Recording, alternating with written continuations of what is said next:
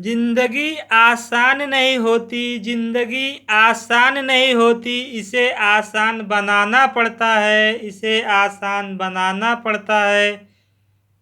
कुछ अंदाज से और कुछ नज़रअंदाज से, कुछ अंदाज से और कुछ नज़रअंदाज से जिंदगी आसान नहीं होती, इसे आसान बनाना पड़ता है। कुछ अंदाज से, कुछ नज़रअंदाज से। मेरे प्यारे भाइयों, मेरे प्यारे मित्रों,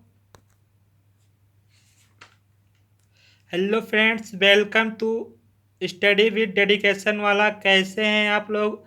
हम उम्मीद करते हैं कि आप अच्छे होंगे, स्वस्थ होंगे, घर पर रहें और पढ़ते रहें। आज हम लोग इस वीडियो में प्रॉपर्टीज ऑफ ट्रायंगल डिस्कस करेंगे, क्योंकि कुछ प्रॉपर्टीज पहले भी डिस्कस कर चुका हूं, जो कि एग्ज़ाम के लिए बहुत ज़्यादा इम्पोर्टेंट रहता है। चलिए बिना देरी के हम इस प्रॉपर्टीज को डिस्कस कर देते हैं। जैसे लिखा है कि यदि किसी त्रिभुज ABC में एंगल A का समद्विभाजक भुजा BC को D पर मिलता है तो, यानी कि एक ट्रायंगल बनाएंगे हम पहले ABC। इसमें क्वेश्चन के अकॉर्डिंग कोण A का समद्विभाजक, मतलब कि कोण A है ये वाला, समद्विभाजक मतलब होता है बराबर बराबर दो बराबर भाग में डिवाइड करना, यानी कि कोण A को डिवाइड करना है, यानी कि एक कोण को डिवाइड कर रहा है, यानी कि AD जो है कोण A का समद्विभाजक है, जो कि भुजा BC को D पर मिलता है, जो कि क्वेश्चन के अकॉर्डिंग सही बनाया गया है।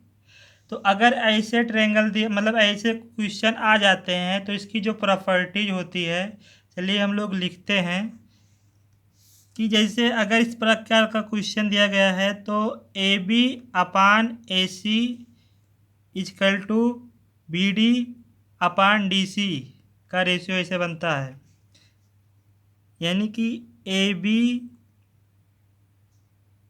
अपान AC इजकल टू, यानी कि BD अपान DC। अब ऐसे इसमें क्या होता है, कैसे क्वेश्चन आता है ये भी देख लीजिए कि इसमें 4 पार्ट दिया गया है। हमें चाहे AB और AC और BD की वैल्यू पता हो और DC की फाइंड करना हो, मतलब इन चारों पार्ट में से किन्हीं 3 की वैल्यू पता रहती है, एक पार्ट का निकालना होता है। दूसरी प्रॉपर्टीज क्या है, एंगल ABC में AD भुजा, तो गायब हो गया, भुजा BC पर मध्यिका है, यानी भुजा BC पर मध्यिका हो तो, यानी कि एक ट्रायंगल बनाया गया है ABC। क्वेश्चन के अकॉर्डिंग हम कहेंगे कि AD जो है भुजा BC पर मध्यिका है। मध्यिका का मतलब भाइयों आप लोग जानते हैं कि किसी भी भुजा के मध्य बिंदु को उसके सामने वाले शीर्ष से मिलाने पर जो रेखा होती है, उसी रेखा को मध्यिका कहते हैं, उस त्रिभुज का। यानी भुजा BC की मध्यिका क्या बनेगी, AD। ये दोनों क्या हो जाएगा, इक्वल हो जाएगा। अब इसमें जो प्रॉपर्टीज बनती है, देखते हैं हम लोग क्या बनती है properties. AB square upon AC square, फिर BD square plus AD square का होल ट्वाइस, यानी कि AB square plus AC square equal to BD square plus AD square. Whole twice का मतलब 2 से मल्टीप्लाई होता है। इसी प्रकार से इसको इस तरह भी लिख सकते हैं, DC प्लस AD स्क्वायर, क्योंकि BD और DC की वैल्यू इक्वल हो, क्योंकि सेम पार्ट में डिवाइड कर मानी कि मध्य का है डी यहाँ पर। इसमें भी जैसे 4 पार्ट दिया गया है, 3 पार्ट की वैल्यू दी रहती है, एक पार्ट की वैल्यू निकालने के लिए बोला जाता है क्वेश्चन में। तीसरा क्वेश्चन क्या है, मतलब तीसरी प्रॉपर्टीज क्या है, यदि किसी त्रिभुज ABC की भुजा BC को D तक बढ़ाया गया हो तो। अब देखिए, इसमें पहले एक ट्रायंगल बनाते हैं।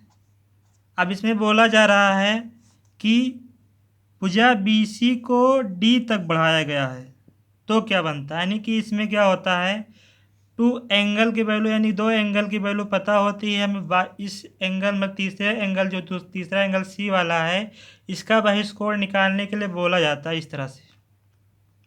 तो इसमें एंगल ACD की वैल्यू अगर निकालना हो तो हमें एंगल A और B की वैल्यू मालूम होनी चाहिए, यानी कि क्वेश्चन में दिया रहता है। अगर मतलब इन तीनों में से किसी दो की वैल्यू दी रहती है, तीसरे की फाइंड करना पड़ता है। इसी प्रकार से अगर हम इस साइड बढ़ाते हैं, इस साइड, तो जो इसमें मान लो ये E बन रहा हो, तो हमें अगर इसकी वैल्यू निकालना हो ABE, तो क्या हो जाएगा, यानी कि ये जो वैल्यू निकालना होता है, इसके जो बगल में जिससे छोटा हुआ जो कोण होता है, उसको छोड़कर बाकी दो कोण को हम ऐड कर देते हैं, कहने का मतलब। इसी प्रकार से हम इधर भी कर सकते हैं। जैसे अगर हमें इसको निकालना है, यहाँ पर हम क्या लिखते हैं, F। तो हमें मान लीजिए CAF की वैल्यू निकालना हो, तो हमें जिससे स्पर्श करता हुआ कौन सा कोण A वाला है, A को छोड़ दो अब, यानी कि हमें B और C की वैल्यू मालूम होनी चाहिए, B प्लस C की।